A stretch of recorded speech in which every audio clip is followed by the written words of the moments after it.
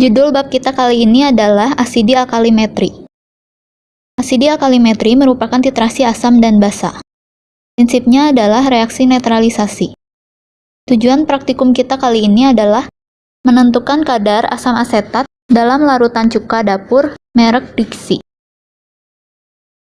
Maka bahan yang digunakan untuk praktikum kali ini antara lain sampelnya larutan asam asetat. Larutan baku primernya, larutan asam oksalat 0,05 molar.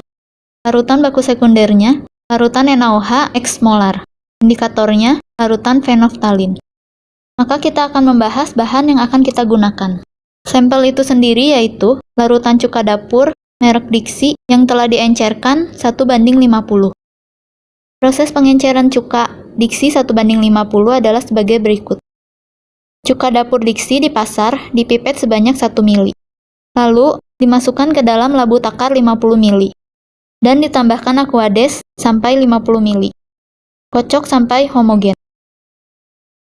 Larutan baku primer, larutan asam oksalat 0,05 molar.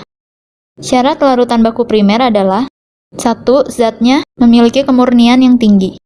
2. Stabil terhadap udara dan penyimpanan. 3. MR-nya besar, supaya kesalahan dalam penimbangannya kecil. Larutan baku sekunder yang digunakan adalah larutan NaOH X molar. Kemurnian larutan baku sekunder kurang dari larutan baku primer. Maka dari itu, harus dibakukan terlebih dahulu menggunakan larutan baku primer. Indikator yang digunakan adalah larutan fenoftalin. Trayek pH-nya 8,2 sampai 10,0. Pemilihan indikator yang cocok dalam suatu titrasi asam basa dapat dilihat dari kurva titrasi. Ini adalah contoh kurva titrasi antara asam lemah dan basa kuat.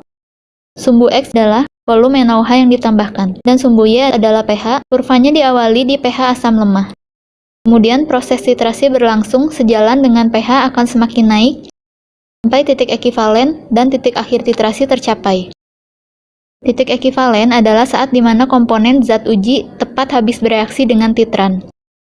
Titik akhir titrasi adalah saat terjadi perubahan warna. Titik ekivalen akan tercapai duluan, lalu kelebihan 1 tetes titran akan terjadi titik akhir titrasi. Dari kurva, titik ekivalen dapat dilihat di garis yang vertikal tepat di titik tengahnya. Indikator yang dipilih harus memberikan warna yang berbeda saat titik ekivalen tercapai. Titik akhir titrasi yang diamati adalah perubahan warna dari tidak berwarna sampai merah jambu muda sekali.